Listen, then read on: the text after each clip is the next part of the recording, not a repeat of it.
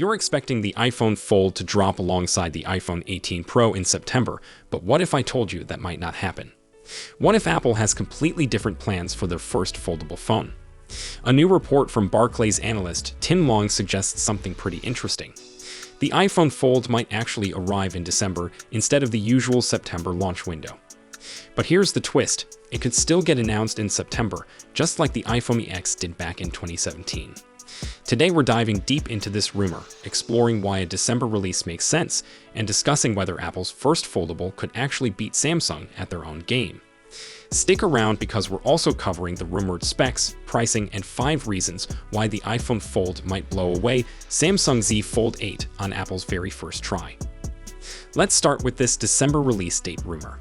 Tim Long from Barclays believes iPhone Fold shipments will begin in December rather than September. Now, before you think this is completely out of left field, Apple has done this before. Remember the iPhone X back in 2017? That phone was announced in September alongside the iPhone 8 and iPhone 8 Plus, but it didn't actually hit stores until November. The iPhone X was Apple's first phone with Face ID and the first to ditch the home button completely. Sound familiar? The iPhone Fold is also going to be Apple's first attempt at something completely new, so a delayed release would actually follow Apple's playbook for revolutionary products. But there's another interesting twist to this story. Long also mentioned that the regular iPhone 18 won't arrive until March next year. He believes it will come with 2 other models, an iPhone 18e and, strangely enough, an iPhone 18 Plus. Now, I'm pretty skeptical about that iPhone 18 Plus rumor. The Plus models were never really popular with consumers. I think Long might actually be referring to the rumored iPhone Air 2 instead. That would make way more sense given Apple's current product strategy. So why would Apple choose December for the iPhone Fold launch? There are actually several smart reasons behind this timing. First, it gives the iPhone 18 Pro and Pro Max more time in the spotlight. These phones will likely be Apple's main revenue drivers, so having a few months without foldable competition makes business sense. Second, it gives Apple extra production time to work out any manufacturing issues. Foldable phones are complex devices with moving parts and flexible displays. Having those extra months could mean the difference between a smooth launch and a problematic one. Third, December timing positions the iPhone Fold perfectly as a premium holiday gift. We're talking about a device that could cost over $2,000. That's not an impulse purchase for most people, but it's exactly the kind of high-end gift that some consumers splurge on during the holidays.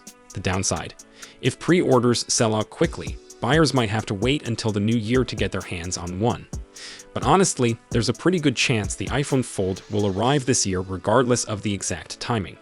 The device has reportedly taken a big step toward mass production recently. Plus, any further delays would mean missing Apple's 50th anniversary year, which would be a huge missed opportunity. Even though next year marks the 20th anniversary of the first iPhone, the 50th anniversary of the company feels more significant. Now let's talk specs and pricing, because the rumors are getting pretty specific. The iPhone Fold is expected to come with 12 GB of RAM and possibly up to 1 TB of storage. If true, these would be the same specs as the iPhone 17 Pro. Storage options are rumored to include 256 gigs, 512 gigs, and that 1 TB variant. The pricing predictions from Macworld are pretty steep but not surprising. The 256 gigs version could cost around $2,000. The 512 gigs model might run about $2,200, and the 1 TB version could hit $2,400. Yes, that's expensive, but it's actually in line with other premium foldable phones on the market. Samsung's Galaxy Z Fold series costs around $2,000, so Apple is positioning itself competitively in this premium space. Now here's where things get really interesting. Despite being years late to the foldable game, the iPhone Fold might actually beat Samsung's Galaxy Z Fold 8. I know that sounds crazy given Samsung's head start, but hear me out. Apple has a history of entering markets late, but absolutely nailing the execution. Think about MP3 players before the iPod, smartphones before the iPhone, or tablets before the iPad. Apple often takes its time, learns from other companies' mistakes, and then creates something that changes everything. The same thing could happen with foldables. Let's start with the display technology. One of the biggest complaints about current foldable phones is the visible crease down the middle. Apple might be solving this problem with new display technology that significantly reduces the crease. Ironically, this panel will reportedly be supplied by Samsung themselves. We might have seen a preview of this technology at CES 2026 with Samsung's MontFlex display prototype. If Apple can deliver the first truly crease-free foldable display, that alone could be a game changer. The iPhone Fold is also rumored to have a passport-style design with a 4:3 aspect ratio. The internal display will reportedly be 7.8 inches, which minimizes those annoying black bars you see when watching videos. Compare that to the Z Fold 7's nearly square 8-inch display, and Apple's approach seems more practical for media consumption. The front display is expected to be 5.5 inches, smaller than Samsung's 6.5-inch front panel. But having a wider aspect ratio up front could make typing and app usage feel more natural. Software is where Apple could really shine, though. The iPhone Fold won't run full iPad OS, but it will likely use iOS 27 with an iPad-like interface when unfolded. This means you'll be able to run apps side by side for the first time on an iPhone. Bloomberg reports that the new interface will make it easier for developers to redesign their iPhone apps to look more like iPad software. Think layouts with sidebars and apps that behave like their iPad mini counterparts in landscape mode. However, the iPhone Fold apparently won't support 3 apps at once like Samsung's Z Fold series. That's a limitation, but honestly, 3 apps on a foldable screen often feel cramped anyway. Apple's approach of focusing on 2 apps might actually provide a better user experience. Now, Samsung's Z Fold 8 will have some advantages too. The biggest one is likely the camera setup. The iPhone Fold is rumored to have only 2 rear cameras, a main wide camera and an ultra-wide camera. No telephoto lens, which is pretty surprising for a premium Apple device. Meanwhile, the Z Fold 8 should include a dedicated 12-megapixel telephoto lens. So Samsung will likely win the zoom photography battle. Samsung might also win on price, with the Z Fold 8 expected to cost around $2,000. That's at the lower end of the iPhone Fold's rumored price range. Samsung also has a significant lead in AI features right now. Tools like Nudge Now and Photo Assist, plus automated app actions through Gemini that can book rides or order food in the background. Apple's AI efforts are catching up, but Samsung has a clear advantage in this area currently.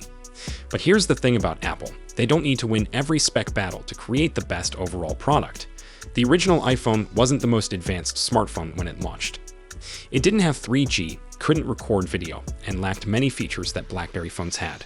But it changed everything because of the overall experience and ecosystem integration. The same could happen with the iPhone Fold. If Apple can deliver a foldable phone that feels truly polished, integrates seamlessly with other Apple devices, and offers that signature Apple user experience, specs become less important. The real question is whether Apple can meet demand. Even with the December release date, supply constraints could be an issue. This is Apple's first foldable phone, manufactured in relatively small quantities compared to regular iPhones. If the first wave of pre-orders sells out, buyers might face significant delays. That December timing means missing the holiday shipping window could push deliveries into the new year. For a device positioned as a premium holiday gift, that could be problematic. So what's my take on all this? I think a December release makes a lot of sense for Apple. It gives them extra time to perfect the product, positions it well for holiday sales, and lets the regular iPhone 18 Pro models have their moment. Whether the iPhone Fold will actually beat Samsung's offerings remains to be seen, but if history is any guide, Apple's first foldable phone could surprise a lot of people. The combination of potentially crease-free display technology, thoughtful software integration, and Apple's ecosystem advantages could make the iPhone Fold the foldable phone that finally goes mainstream. What do you think about these iPhone Fold rumors? Are you excited about Apple finally entering the foldable market, or do you think they're too late to make a real impact? Let me know in the comments below, and don't forget to hit that like button if you found this video helpful. Subscribe for more Apple news and rumors, and I will see you in the next video.